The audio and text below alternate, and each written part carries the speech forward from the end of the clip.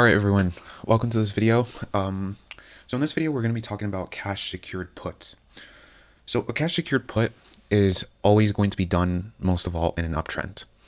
So I'm going to give you an example. This is a stock price, a stock.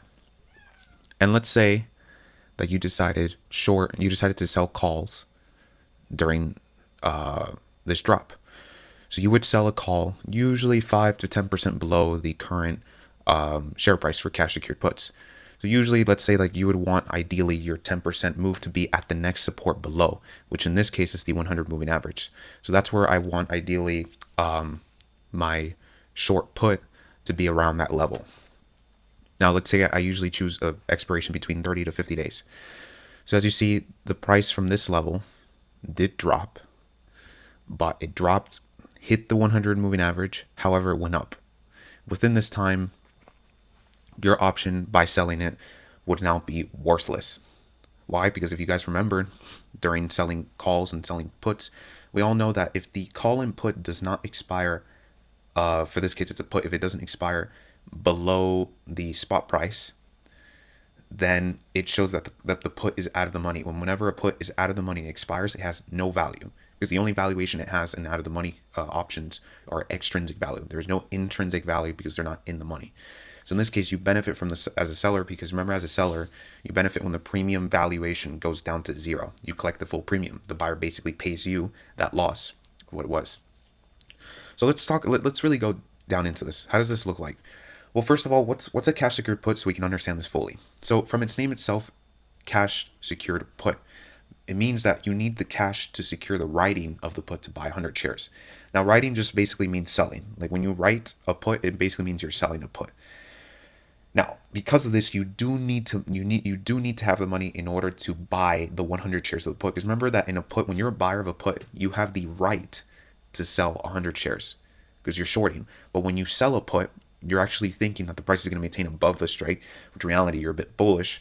And it indicates that instead of selling, you're buying it from the buyer itself, because he's not shorting, he's giving you the right to buy it. So please, because of this, please do this if you don't, please do not do this if you don't have the cash to buy 100 shares, because or else you will essentially be selling naked, which we never do. That's called selling naked. Selling naked basically means that if I'm selling a put and I don't have the cash enough to buy the 100 shares of the put without securing the sold of a put, if I'm just selling one call, selling any option without any other legs to kind of offset them both, that's called selling naked. When you're selling naked, it means that you don't have the cash to buy those shares, which I never do, because this always leads to very messy and disastrous results in your accounts. Please don't become one of these people.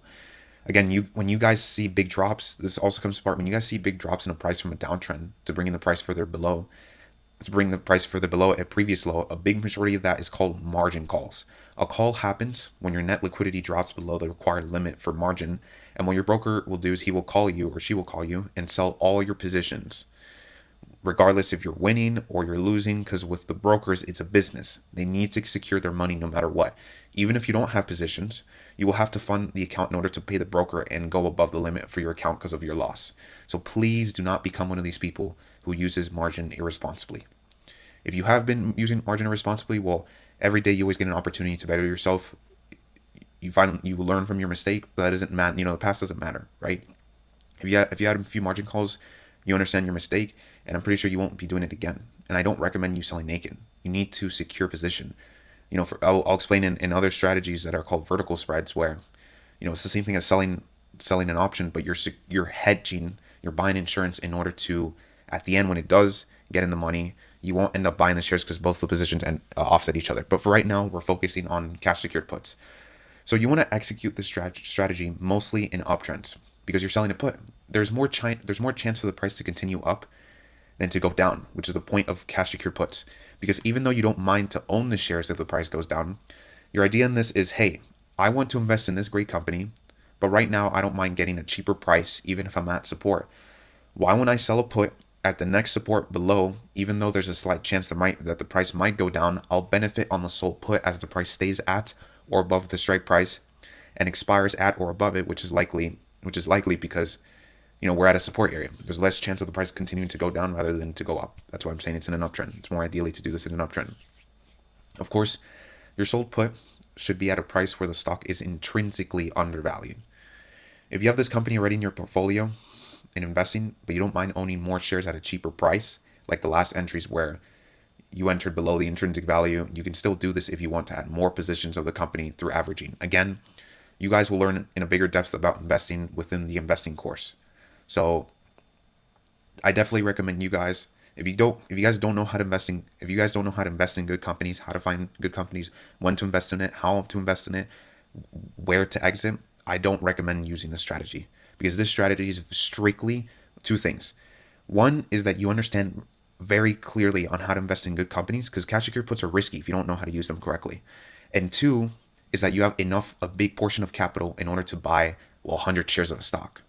And that majority of position of what you should fill in a stock should be 5%, when in reality I average in like fourth of 5%, which could be 0.8% of my account. Again, I'm just giving you guys the reality of this, that if you have a $10,000 or $30,000 account, it depends. Of course, with a $10,000 account, I obviously wouldn't be doing cash secured puts.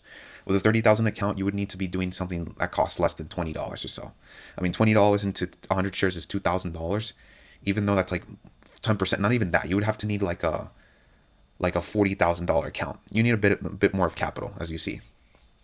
Again, just do the investing course. I'll explain this in a huge depth of what's needed. I'll definitely talk about this cash secured put.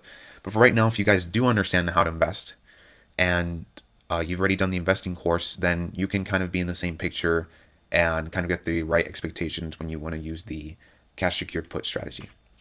So remember that when you're selling a put, you're essentially saying the price will maintain itself above the strike price. That's your objective, because if the price goes below the strike price, you will have to pay whatever intrinsic value it now has on the premium, which will increase the debit you have to pay to the buyer but a way to avoid this is by something that's called rolling the put. I'll explain that more specifically in a bit about rolling the put. For now, we're just selling a put low, and if the price maintains itself above it, we will collect the premium left if it expires above it or expires at the money. If not, and the price stays below the strike, the max cost will be the strike price you sold. Don't enter. So you guys never want to enter a reversal and do a cash secured put if you see way too many resistance on top. Why? Because there's less likelihood that the price can continue up, which can sort of, it's not a full guarantee. It's like a sort of a 50-50. Let's say that the price can be in a downtrend in a way. But it's a 50-50. Why? Because there could be a consolidation forming, and or it might be in a downtrend. There's two scenarios. But ideally, you don't want to enter this strategy, or even in investing. Not necessarily investing, though. I don't mind investing, because investing, it's the long term. If you're not doing the long term for 2 years or 3 years, you need to depend a lot technically. But for me, the way how I invest is I'm looking to own a company for 10 to 20 years. Of course, what I'm going to show you can own it for 6 to 7 years. It's completely compatible with up to those limits. But I would really say owning it 10 years or 20 years really gives the result of a return on investment for a great company. So let me give you guys an example. Let's say Nike right now. This is Nike. It's on an uptrend. You see that the 150 moving average is above the 200 moving average. However, the price is going down and hitting the 150 moving average support. You also see that the Nike's intrinsic value is $140, and it's currently at $133.46, which is about like 4% below its intrinsic value, which means it's 5% undervalued. As you see it right here, it's hitting the support and it's doing a hammer. So let me give you guys rules which are extremely important, and I don't enter anything in cash secured puts if they don't meet all of these rules. Period. I'm like serious on that. If I have 3 rules correct, but I have 2 of them missing, because in this case there's about 5, I will not enter anything. No matter how good it looks, no matter whatever, I won't enter cash secured puts. Maybe I might enter the stock manually, but I won't enter cash secured puts if I don't have all of these 5 rules validated. So the first rule is that the current price is reversing up from support. It is doing that. It's hitting support. It's doing It's doing a hammer at the 150 moving average. Second, the strike price you choose has to be 5% or 10% below the current price. So the current price is $133. The max would be 10%, which is about $13. So 133 minus 13, that's about like 120, right? 133 by 90%, it's like about 119, like around 120, like at this 200 moving average basically. Third, and that's good. That's good because it shows that if the price goes below and hits the 200 moving average, there's less chance that the price can maintain itself lower because there's many supports. There's this and there's this one. The 200 moving average is extremely strong because it's a long-term moving average. It's a very powerful support. So it's really good when you have your short put around a strong or any support level below, right? Which in this case, the max of the strike could be below 10%, which would be at the 200 moving average. If not, it could be 5%. Either one is good. Third rule, that the strike price has to be at a price of 13 to 20% undervalued intrinsically for the stock. So what is our evaluation of the fair price on Nike? What's its intrinsic value? Well, it's $140 in this example. So that means that if we want to enter the stock for the first time, this goes for the first time. If we're entering the stock for the first time, it has to be at least 13% or lower than that. It can be 13%, 40%, 60%, regardless if you're entering the first time, right? If you're entering many times, of course, you guys won't understand that completely in the investing course. But for this, if you're entering the first time and you see that it's at fair price, you should wait until the stock has gone down intrinsically by 13%. So that doesn't mean that the share price falls by 13% or 20%. It means that its intrinsic value falls down by 13 or 20%. What's the intrinsic value? It's $140. So if we grab $140 and we grab, let's say 13%, that would be $18. Subtract that by 140. That means our entry for at least entering the stock for the first time would be at a level of $121.80. That's literally right at the 200 moving average. Okay, that's perfect because it shows that at the intrinsic value that would be undervalued is right at the 200 moving average. Fourth rule, the strike price premium has to be equivalent to 1.8% or 3.5%, around 1.8% to 3.5% of entire stock purchase minus premium. Again, I will go really down into this in the few slides that will come. But for right now, I want you guys to memorize and keep in mind these rules because you need all of them to be checked in order to enter any cash secured put. And then lastly, make sure that there is less than a negative 30 point, so negative 0.30 delta on the first sold put before rolling. So as you guys remember, delta means that the amount of, if the stock moves by $1, the option moves by 30 cents. Now, delta also behaves as a probability factor. So whenever the delta is 30, what that means is that there's a 30% chance that the option will expire in the money, which actually benefits us because that actually gives us, in a way, a 70% probability that our option will expire out of the money, which is a good probability because it makes us more sure that we're going to be more right than wrong in collecting the full premium as it expires worthless out of the money or at the money. So you only want to do this though with the first put. So if you did after the first put, if you need to roll the put, which I'll talk about that, if you need to roll the put, then the delta doesn't matter as much anymore. You don't look at the delta anymore because after the rolling, you're looking now to cover the cost. Again, I'm just giving you guys a summarized version of what we're about to talk about, but I want you guys to keep in mind these factors. So when I talk about the slides, I want you guys to look back maybe a few timelines before in this video or take a picture of this. I recommend you guys to take a picture of this slide, note this down to have these rules because these rules are very important. So as you see here though, we already have all the rules. The good thing is that the next strong support below is the 200 moving average, which is at $121.10. That's about 10% below the current price, which means one of our rules. On top of that, $121 is a 13% undervaluation intrinsically on the stock. Okay, so let's look at the option chain.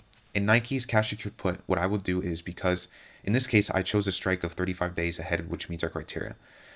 I will look for a strike price close to the 200 moving average since that's the next support below the current support which we're at, which is the 150. You guys know that the support below 150 moving average will always be the 200 moving average in an uptrend. I would choose a strike price of $123 because it's the closest to the 200 moving average with the best premium, and it actually gives us 1.9% of worth as the assignment, as if it got assigned the 100 shares at strike price minus premium, which in this case, I always try to negotiate with the bid and ask. So let me talk about that, what I just talked about, because maybe you guys are a bit confused. So what I basically said was that, first of all, this strike price is 35 days, right? My criteria is that I'm looking for to when I'm looking to sell, when I'm looking to do a cash secured put, I'm always going to be looking a day of expiration between 30 to 50 days. The minimum is 30 days and the maximum is 50 days. Of course, the best scenario is that if you have anything more than 30 days and anything a little bit less than 50 days, like between that is the best. But of course, any scenario could be well, right? It doesn't have to be strictly, between like 40. It could be 32. It could be 35. It could be 43. It could be 48 or even 50, as long as it's just between that. Now, the other thing that I said was that if you look at the circle, which is the option we're going to sell, its strike price is $123. Now, if you guys remember, the 200 moving average is at $121 in the share price. This option is about like $2 above that moving average. Now that's fine to me because, well, one is because it's actually very close to the moving average. So I don't mind if it's just a little bit, tiny bit, a few dollars away from it, because it's still very close. And third, the strike price that will get filled in that is not really exactly what will get filled. So what do I mean by that? Well, every time you sell an option, when you sell a put in this example, every time you guys sell a put, in this case, we're going to be selling at $2.38. So if this option expires at the money or slightly tiny bit in the money or even out of the money, what will happen is that, of course, the option will expire worthless. If it expires in the money, which is kind of what you want if you want to own the shares, which is the best case. If it doesn't, then you're fine because you collect the premium. But let's say in this case, the option did expire in the money slightly by a few dollars. What will happen is that if you let the option expire, what your option is going to do is, first it will expire. What will automatically happen is that the broker is going to give you 100 shares filled in at the strike price. However, since you collected the full premium because it expired worthless, you will collect $2.38. So your net purchase is not going to be at $123. It's actually going to be $123 minus $2.38. So if we grab $123 minus $2.38, what you're actually going to get filled in the price is $120.62. Why? Because you're collecting the premium. It's like owning 100 shares. We all know that if you own 100 shares of a stock and the stock moves, if the stock moves $2 below, that's about a $200 difference for 100 shares, right? So if you're collecting a premium of $238, because that's what it is, because it's 100 shares, what that basically means is that, because you're collecting this, and you guys will see when you enter the order, it would show that the max loss, which is the entire purchase, will be $120.62, which in this case is obviously $12,062. $12,062, not $12,300. So that I wanted to be clear on that, because you're not going to get filled at the strike price. You're actually going to get filled in at a cheaper price than what the strike price is telling you. Why? Because you collected the premium. The premium is going to reduce the strike price because it's the credits that's being received. Again, you guys, I'll talk about that and you guys will understand more. But I want you guys to kind of have a little bit of clarity when I'm talking about like getting assigned 100 shares at the strike price minus premium. That's what I mean. Which in this case, I always try to negotiate with the bid and ask to aim for the middle price, which is the mark price, which stands for market price. Now, I have to wait a few minutes for it to get filled.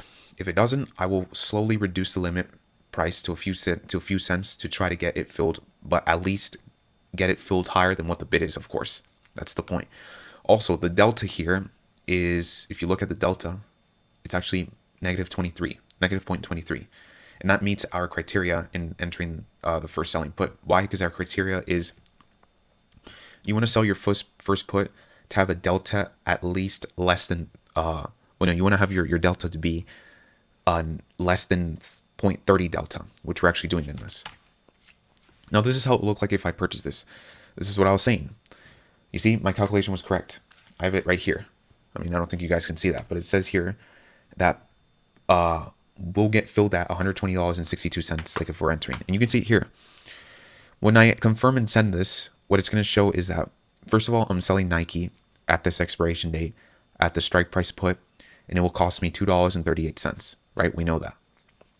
However, our max profit, of course, is going to be $238. You guys know this, that when you sell a put, your profit area is capped because it's going to be the full premium you will collect.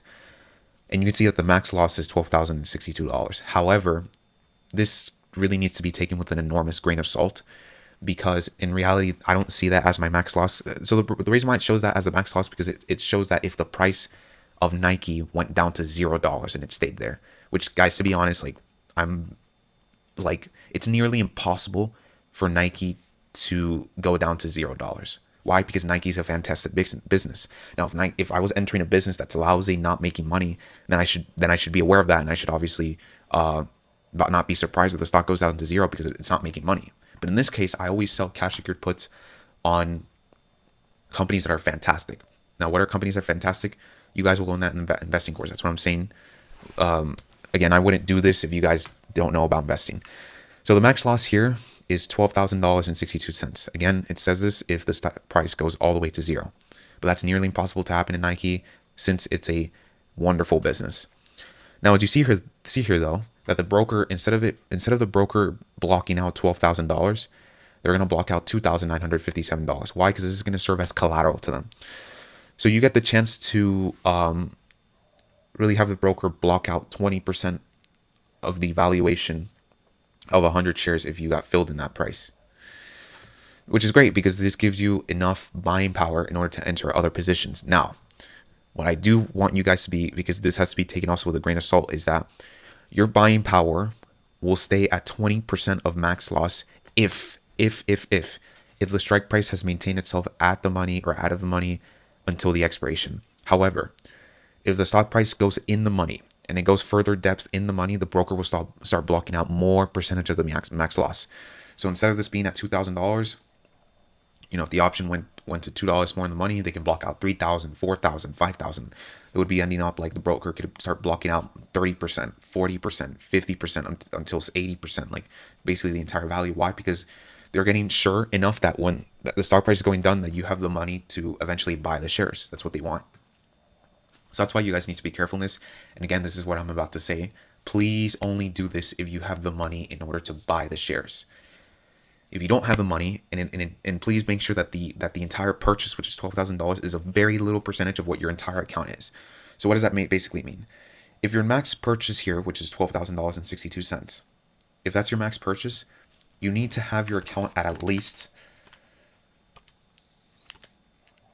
in this case, you need to have your account at least $600,000.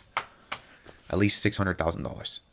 Now, as you guys know, if you did the investing course, I never ever use margin for investing, and I never will, because in investing, I don't give a shit if the price goes down to 50% lower, if it even goes down to 80%. I don't care at all, because I don't care what the stock price does, because I see it as a fantastic business. In fact, I benefit from that. I buy it cheaper. But I should be aware of this, because the stock price could go from cheap to cheaper. That always happens. But you need to have the cash in hand in order to buy it back. But if you're using margin, which is what everyone does, and I actually have a person that I know, person in my life, and I won't mention their name, they use a heavy portion of margin. And every single time, this person has received a margin call, and they've lost hundreds of thousands of dollars because of using margin. Well, first because of using margin, and second because of using too much of margin. So I really don't recommend to use margin if you're investing, because when you're investing, you don't care if the stock price falls to 50 to 60%, because that's something temporarily. That's something moved by macro events, by people, cyclical events on pessimism based on economic issues like right now, or something temporarily that's going on with the company. Right? But in the long term, the company will produce great results because it's a fantastic company. In this case, that's Nike. Now, this is why if you're gonna buy Nike at this strike price, if you're using Nike, you need to have at least in your account $600,000. Not margin, just $600,000 in cash.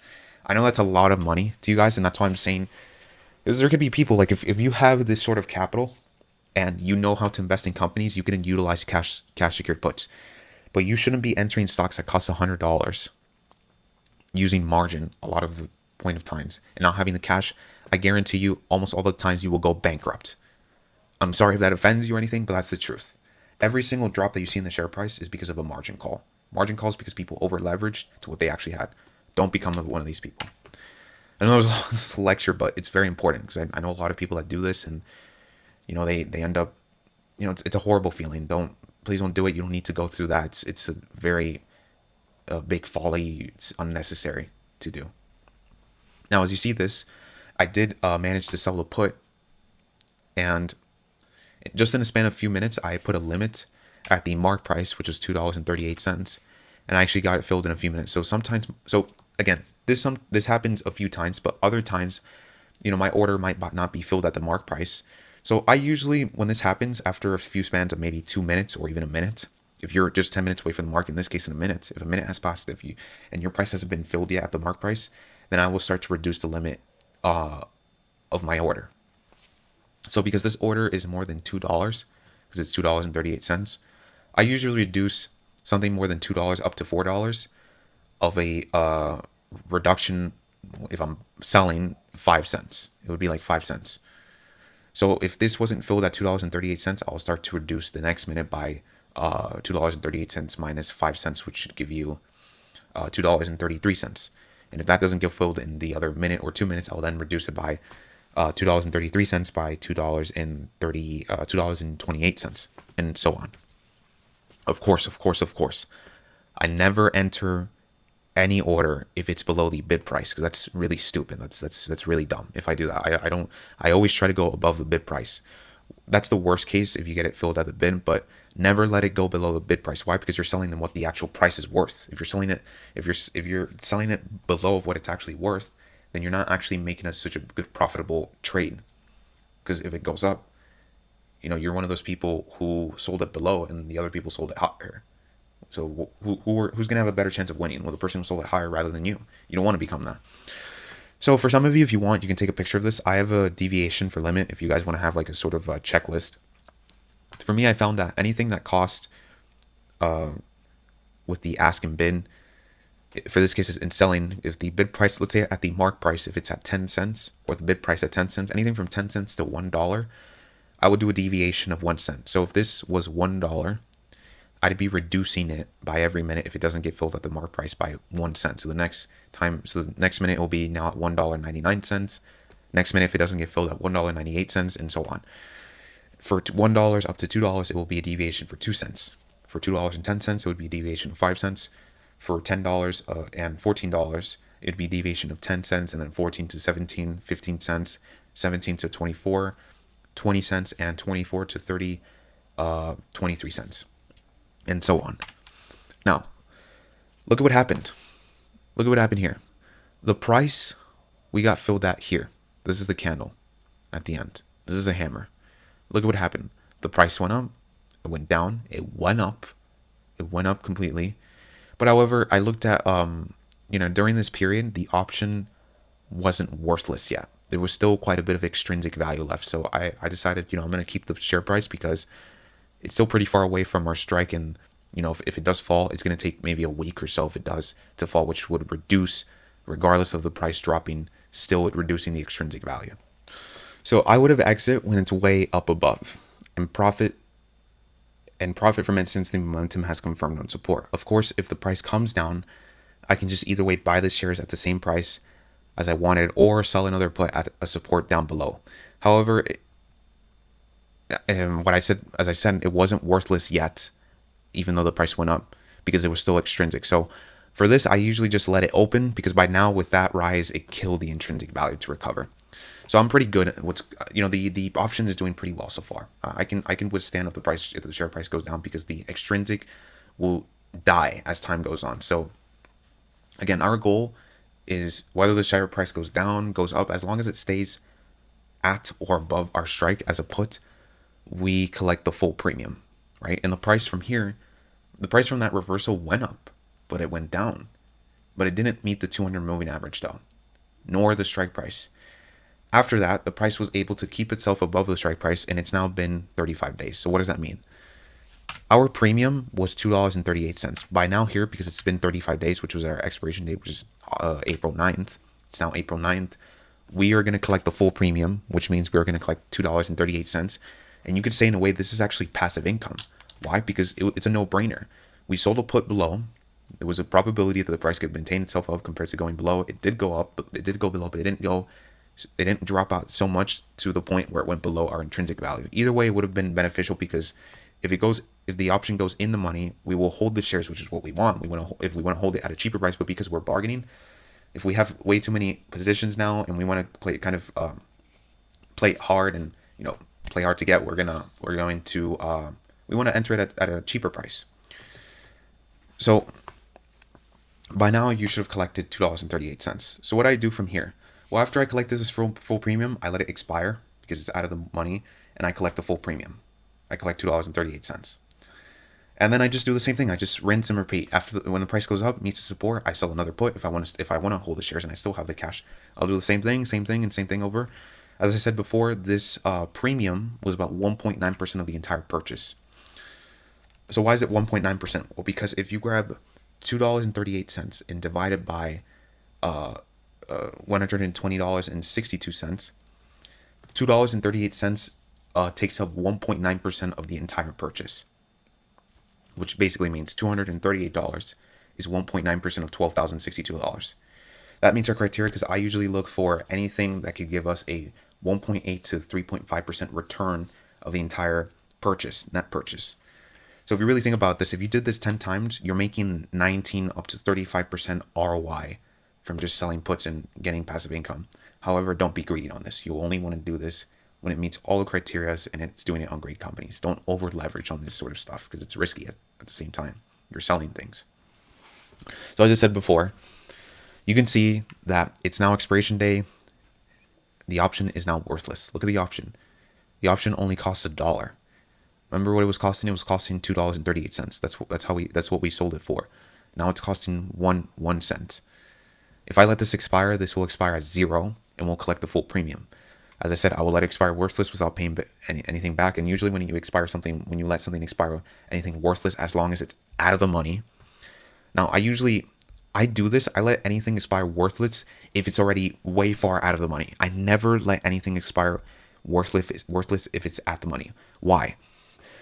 Because when you let things expire at the money, there's still a chance that the price could just move up by $1 and get in the money. And if I let it expire, I will own the shares. Now, I'm fine by this as long as... So here's the deal. This is the sort of situation that I recommend. If by this time, it's now April 9th, if the option is at the money, you should think to yourself like, okay, the option, if I let it expire right now, I need to be aware that if it expires in the money, I will be assigned 100 shares. Now, do I want that? If it's a yes, then that doesn't matter. You can let it expire at the money. You don't have to fear if it goes in the money because you don't care if you own the 100 shares, because either way, you'll collect the premium. You'll collect the full premium for $2.38 and you'll be able to enter actually cheaper than what the spot price is, which is fantastic. Now, in this case, it's far out of the money, so we're obviously not going to be assigned 100 shares, but we're going to be able to collect the full premium, which is fine by me because that's what I want. And I'm going to keep doing this as time goes on. So I wanted to make that clear. By the next trading day, after you let it expire, the broker will automatically close the position, worthless, because it doesn't exist anymore. And you should keep the full premium and get paid $238.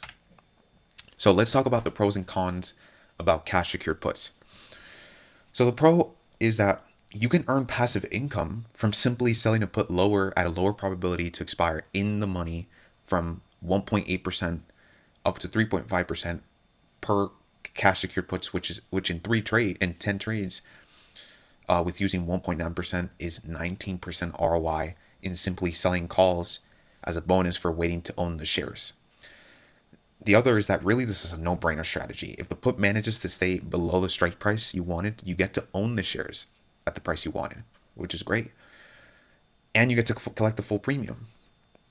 The other thing is that the strategy is best used if you don't feel like owning the shares at the current price it's at, but you don't mind owning them at a lower price. This should be done if you already have a lot of shares in the stock and seeing this as a bonus to your portfolio. That's the best thing you can do. I'm saying that from full honesty, that if you're doing cash secured puts, that's why I'm saying you really need to have a bigger set of capital. You should be doing this more as a perspective of like that you already own shares of the stock. Why? Because for me, I don't enter cash secured puts. It depends. I usually enter 90% of the times in a stock by entering it manually because I want to own the stock, right? I enter cash secured puts if I already have a lot of shares of the company, but if I see the price undervalued and I don't mind owning another share, I want to own it cheaper now because I already own other shares. I'm not in an urgency to own the stock. But if you are in an urgency, then there's no point of doing cash secured puts. Just enter the stock manually, enter the amount of shares you want to enter, and there, bam. You don't have to wait 30 days. You don't have to, be cautious or be very like nervous if the price goes down but goes up and you didn't want to enter the entry you wanted. No, if you want to enter the stock now and you really want to own the shares, you should just buy the shares right outright. But if you're already owning a lot of the shares from the stock, then you should do cash secured puts for selling it at a lower price so you can buy it at a cheaper price. And that cash secured put should only be a bonus, a slightly bonus to your portfolio. That's all. Now let's talk about the cons, which are realistic. The cons is that if the price goes down below too much from the strike, for example, if your strike price was at $123, but now the spot price is at $110, you would be entering with a $10.66 per share loss, which 100 shares, that's $1,066 of a loss, which could be much more loss taken compared to your initial premium being $2.38. Now, why did I say $10.66 when there's a difference here of $13? Well, because remember, as I said, when you let the option expire in the money, you're not going to enter at the strike price. You're going to enter the strike price minus the premium, which in this case, the per share would be $10.66 because it's subtracted by $2.38 from $13, which should give you this, right? The other con is that it could lead to a big loss in account if you don't manage cash secured puts responsibly. You should be very responsible and be very aware of what you're doing if you're selling cash secured puts. Why? Because you're selling a put. That's risky. When you're selling a put, why? Because when you sell a put, remember when you're writing an option, you have infinite loss and limited gain. But if you use it responsibly, you can earn a very consistent results within using cash secured puts. So you guys need to remember that every good trader has an expectancy that the trade will fail in the worst case scenario. Your job though is to get around that and utilize things realistically going on to offset that. So not for revenge or the need for the money back, but to professionally take back that loss. If you see it in your setup that doesn't disrupt your risk to return, to just break even or make more money.